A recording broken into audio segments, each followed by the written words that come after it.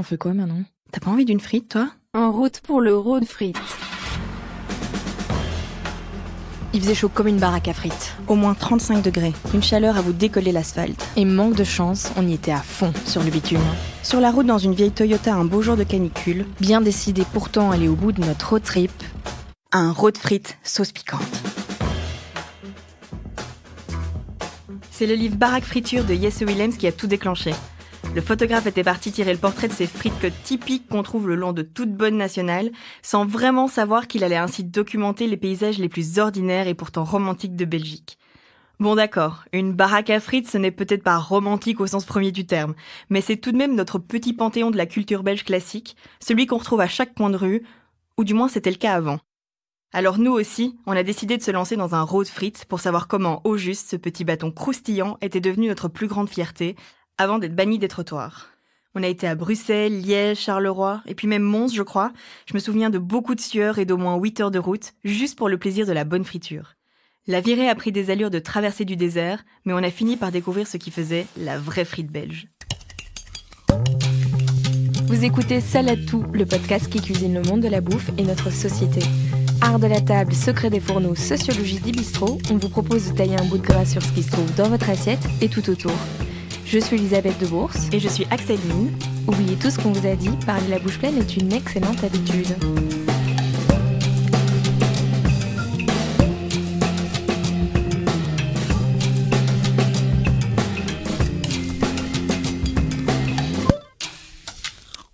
Chez Desch? Chez Tib ou chez Billy au pire? Attends, Fitness Club? Vraiment? Robert Lafrite en tout cas c'est obligé. Frite à gogo. Et tu penses quoi de la frite tout simplement? Minimaliste. Choisissez votre destination. On était bouillante pour ce road trip, littéralement. Ce mois-là, c'était la canicule, la vraie, et si nous, on était toujours partantes pour prendre la route par 35 degrés, on n'allait pas se faire avoir comme des bleus. Peut-être que si. Parce que très vite, on a pris conscience d'un truc. Les friteries, ça ferme. On a beau les voir comme un phare dans la nuit au bout d'une soirée alcoolisée, quand il fait trop chaud, certaines baissent le rideau. Alors autant prendre toutes nos précautions.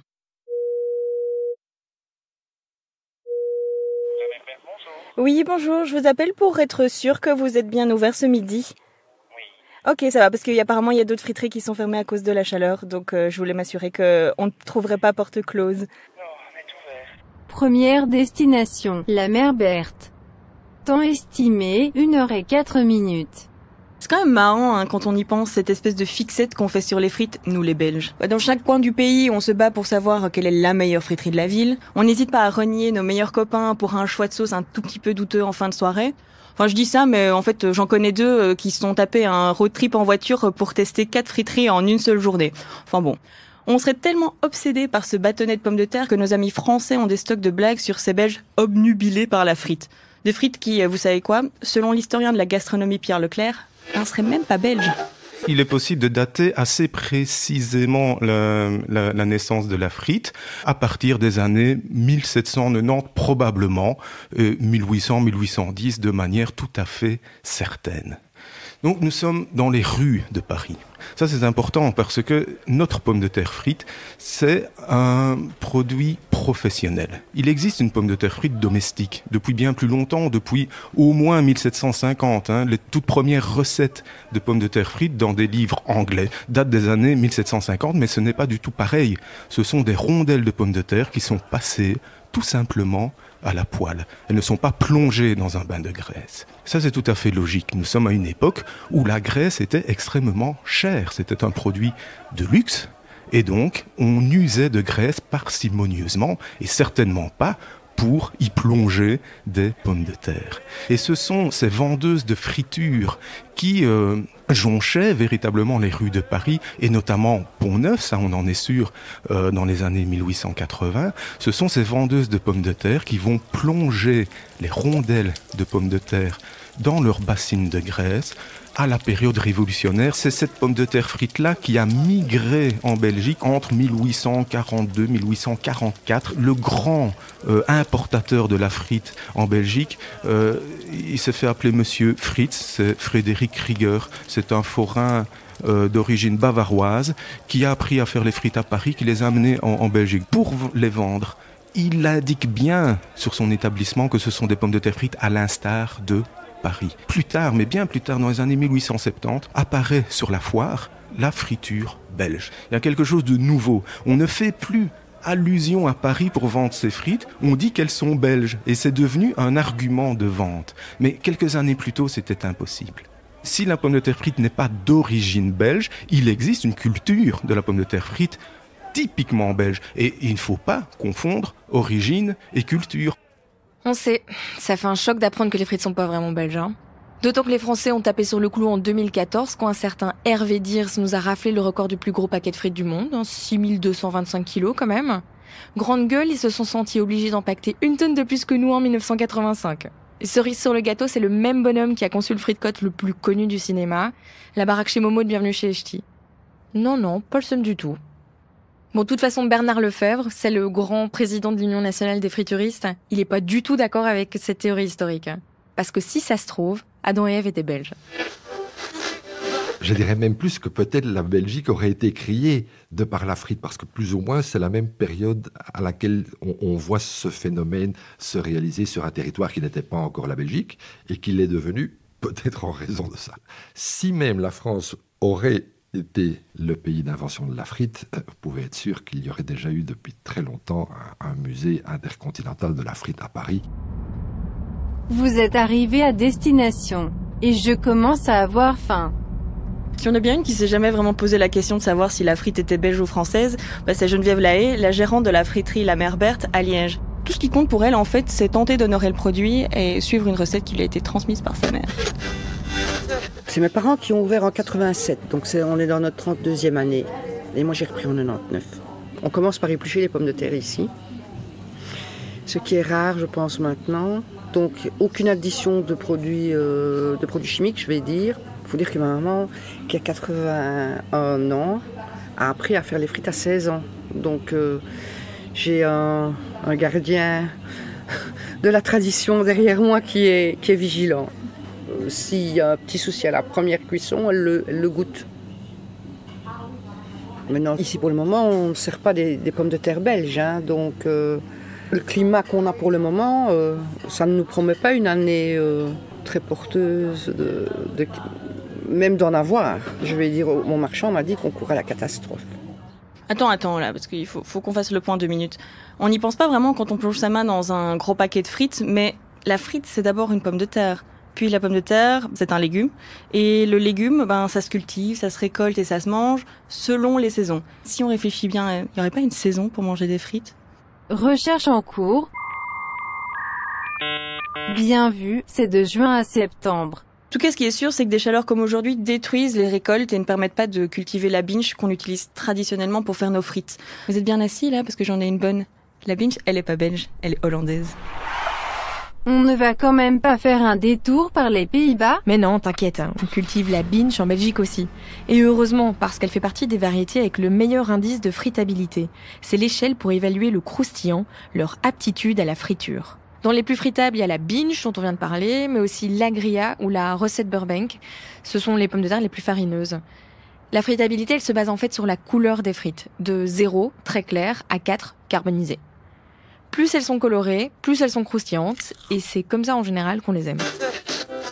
Le croustillant, jusqu'à il y a peu, est une qualité culinaire très recherchée, très rare, et à laquelle bénéficiaient uniquement les gens les plus riches. Les plus pauvres, ils mangeaient bouilli, ils mangeaient tout le temps du mou, et donc cette sensation de croustillant sous la dent était extrêmement appréciée. Aujourd'hui, il suffit d'aller au premier épicier venu, acheter un sachet de chips, très bon marché, on la met. Ce n'était pas du tout le cas au 19e siècle. Donc on a un produit gras, croustillant, bon marché. Ça, c'est le cocktail parfait pour le succès de notre pomme de terre frite en Belgique.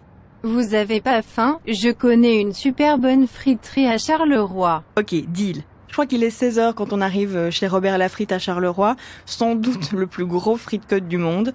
C'est aussi là que nos premiers regrets envahissent nos estomacs, parce qu'il faut dire que le repas du midi, il pesait son poids. Un petit paquet, une viande, une sauce par personne, le tout arrosé d'un coca alors qu'on savait pertinemment qu'on allait manger des frites toute la journée. Dans le jargon, on appelle ça une erreur de débutante. Et en même temps, Robert était là, le comptoir grand ouvert et le cornet déjà dans les mains. On a craqué. Et dans la baraque de Robert, l'air de rien, il y avait un tonneau dans un coin. On sait parce qu'on est resté un bon moment, il y avait la clim chez Robert. Et dans ce tonneau, il y avait des centaines de pommes de terre épluchées.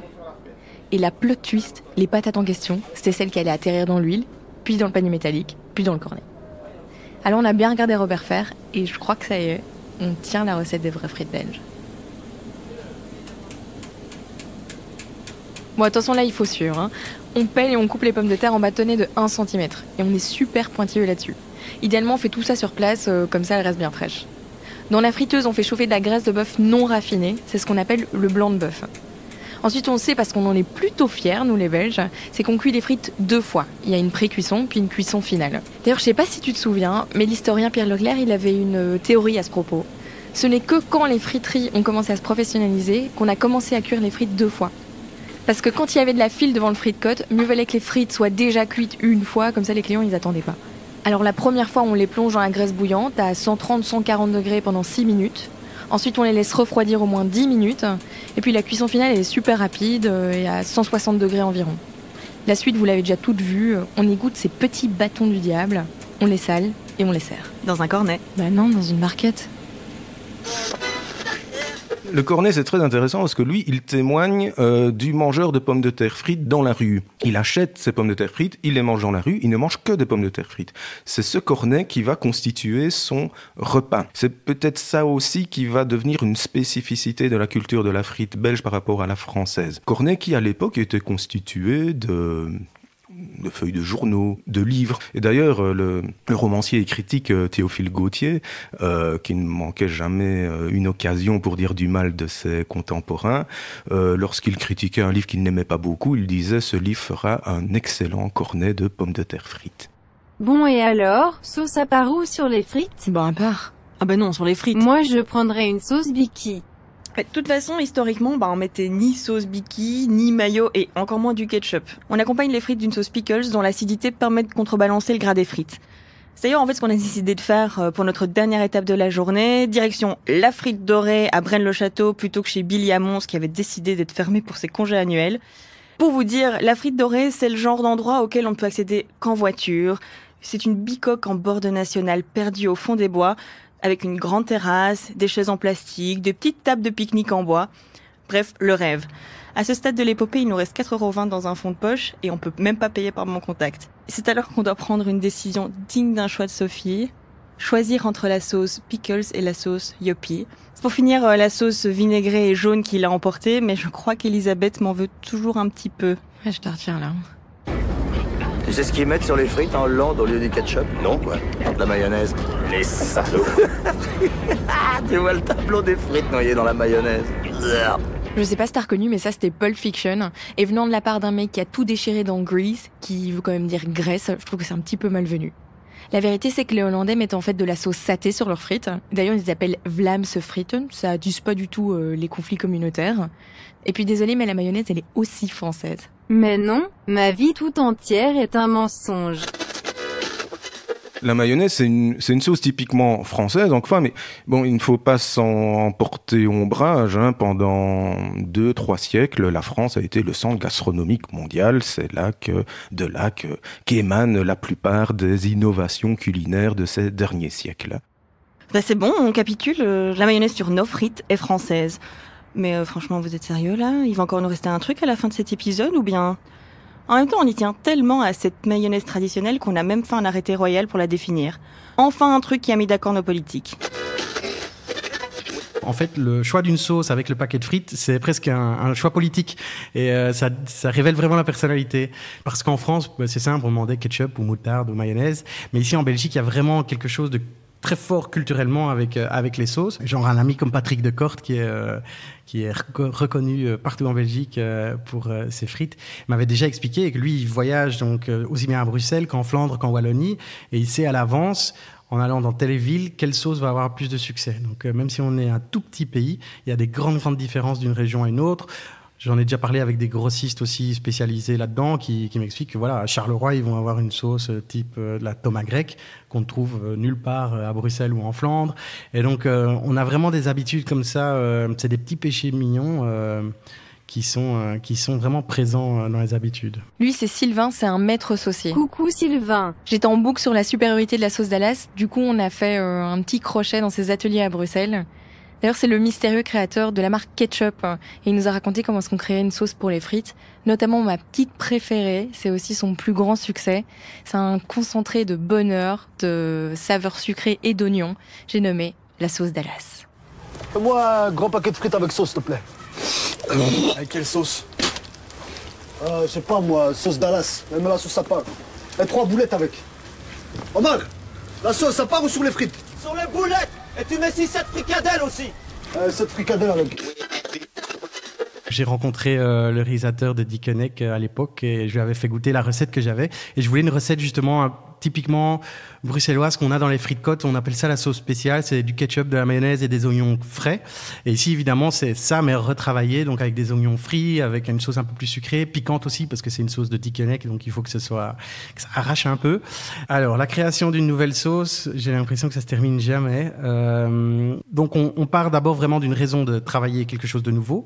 Et puis, alors, au niveau du goût, ça prend 3 à 4 mois généralement où je vais goûter tout le temps la même sorte de sauce. Donc si on parle d'une moutarde ou de la sauce barbecue, pendant 3 ou 4 mois, je fais que manger ça.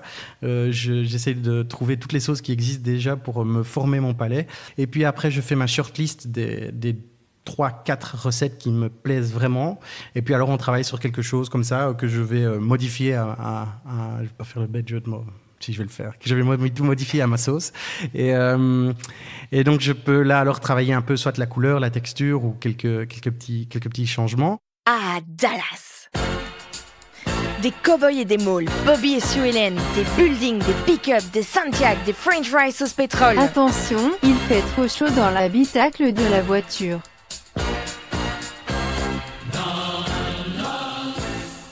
Non, Axel, mais parce que si on s'empiffre de frites partout dans le monde, c'est bien grâce à ces sacrés américains. Le petit paquet rouge avec le grand M jaune là qu'on retrouve jusque Jakarta, c'est un Californien qu'on le doit. Un certain Ray Kroc, ça s'invente pas, c'est le papa du McDo. Alors, il y a évidemment le phénomène du fast-food qui a popularisé cette fois-ci la frite dans le monde entier. Ça, c'est le phénomène américain. Qui popularise la pizza dans le monde entier? Ce ne sont pas les Italiens, ce sont les Américains. Qui popularise la frite dans le monde entier? Ce ne sont pas les Belges ni les Français, ce sont les Américains, par leur système particulier de chaînes de fast-food. Il y a également eu quelques innovations au niveau domestique, avec les appareillages électriques. Et puis, quand même quelque chose de très important et qui est à rattacher justement à cette pomme de terre frite américaine qui va se lancer à la conquête du monde, c'est la congélation.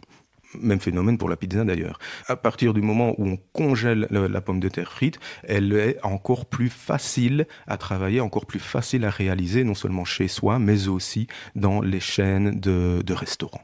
On n'ira pas jusqu'à dire qu'elles se sont appropriées nos frites, qui ne sont plus vraiment nos frites, si vous suivez bien. Mais c'est quand même assez jouissif de se dire que d'autres cultures culinaires n'ont pas hésité à mélanger les frites à la belge avec leurs propres influences. Ça donne des super croisements comme le fameux durum, une sorte de sandwich turc que l'on peut farcir de viande, de légumes et de frites. Ou encore la poutine, un plat traditionnel québécois où frites, fromage et sauce brune ne font qu'un. J'ai pas signé pour un tour du monde, moi. Ce qui est vraiment beau avec la frite, c'est qu'on peut la manger où on veut, avec qui on veut, mais surtout comme on veut. Peu importe son origine sociale, sa couleur de peau, sa religion ou même son régime alimentaire, il y a autant de frites côtes que de personnalités. Envie de claquer 10 € dans un paquet de frites? Faites-vous plaisir. Les friteries de luxe se sont petit à petit fait une place de choix dans certaines villes flamandes en vantant un retour aux sources, une sorte de renouvellement des traditions frituresques. Bon après, entre nous, on ne sait pas trop si le fait que les frites soient passées dans les mains d'un chef étoilé change réellement quelque chose, mais bon. Sinon, dans un autre registre, j'ai bien envie de féliciter les frituristes qui travaillent enfin avec de la graisse végétale et qui permettent aux végétaliens de réintroduire la frite dans leur quotidien culinaire. Mais moi, c'est quand même la friterie le long de la nationale que je préfère. Ouais, nous aussi. Ça et les petites friteries de village où on connaît tous les péchés et les commandes des voisins. Sauf que ces baraques-là, elles ont bien failli disparaître du paysage belge. Elles étaient jugées trop moches par les urbanistes.